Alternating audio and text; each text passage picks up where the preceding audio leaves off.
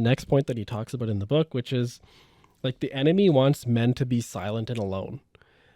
And he basically leaves it as a one-liner for that. And then he goes into the next side of like the Holy Spirit, which is right for the Holy Spirit. The Holy Spirit calls us to honesty and brotherhood.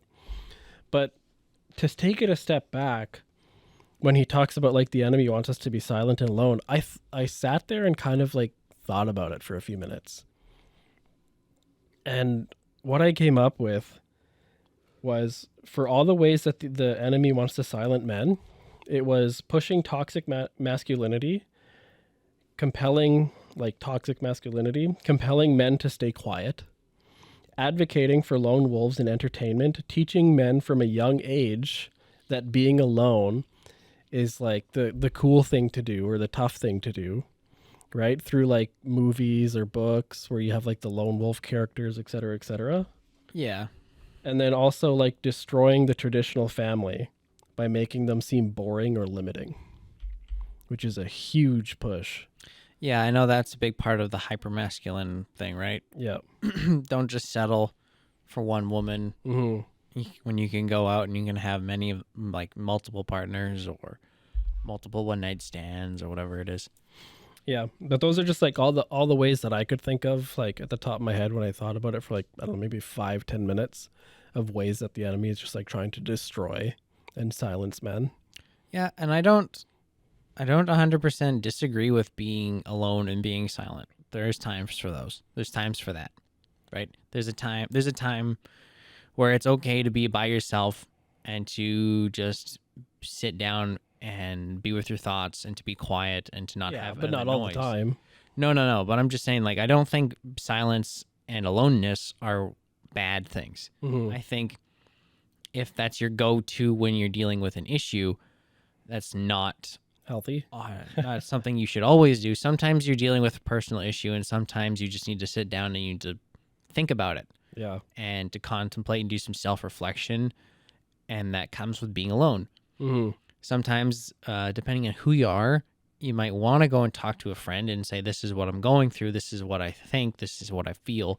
Yeah. What do you think? What is your opinion on this? What can you give me any advice?" Yeah.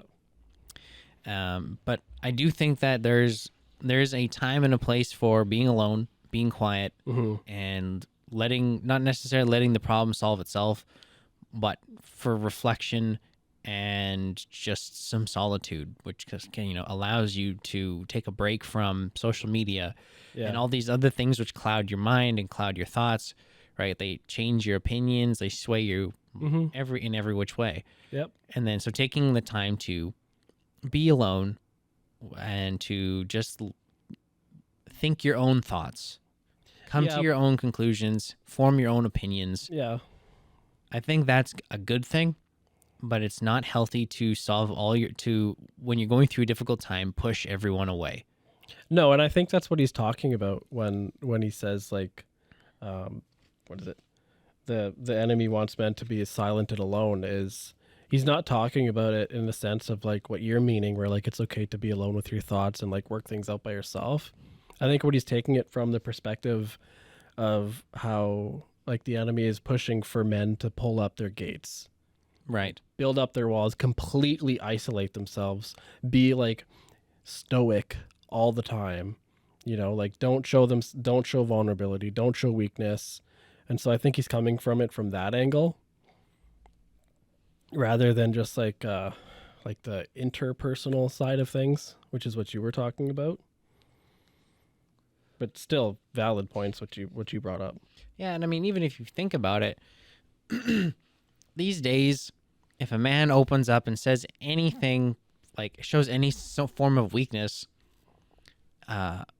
especially with the way things are going up on the internet all the time, that man could essentially be neutering himself in front of the world, potentially, and shutting himself off from the relationship market, because the women will think he's weak, or a wimp or something, right? They don't want to be around him for some stuff. But I have actually started to notice kind of like a shift in that since like Jordan Peterson got really popular, because excuse me, there's been a couple of interviews with Jordan Peterson where he kind of like gets emotional, like on the podcast and stuff, where he's talking about, because his heart is just for like basically men who are suffering in silence essentially.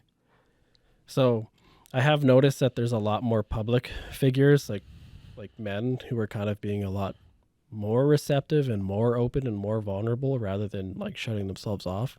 Right. So I have seen like a shift in a positive way for that. No, I have too, but I've also seen a lot of like the negative pushback, right? Like if a man opens up, then if it goes online or if he just does it in front of his friend group, depending on who they are and what he's talking about, that could isolate him from his friends. They might think he's weak and they might not want to be around him anymore. But that's just part of like the push of society, right? Oh yeah, for sure. And like that's definitely the works of the enemy to try and kind of like put up this false figure of what masculinity should be compared to like what God intended. Yeah. Like God gave us emotions for a reason. Yeah, no, for sure. Like